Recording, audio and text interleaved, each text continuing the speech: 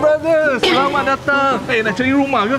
Pandang depan lah. Kami ada macam-macam rumah sekarang ni. Stok baru, 150,000, 300,000, 500,000. Sila datang masuk office saya.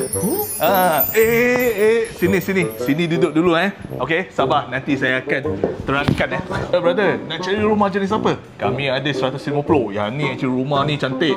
Condition pun relax lah. Okey, kita ada 300,000 juga, ada 500,000. So brother, on tak? On lah. So ambil yang ni Boleh Okey. Kalau macam tu sila transfer RM500 ke akaun syarikat kami. Boleh lah. Okey, sudah terima. Terima kasih bos. Okey.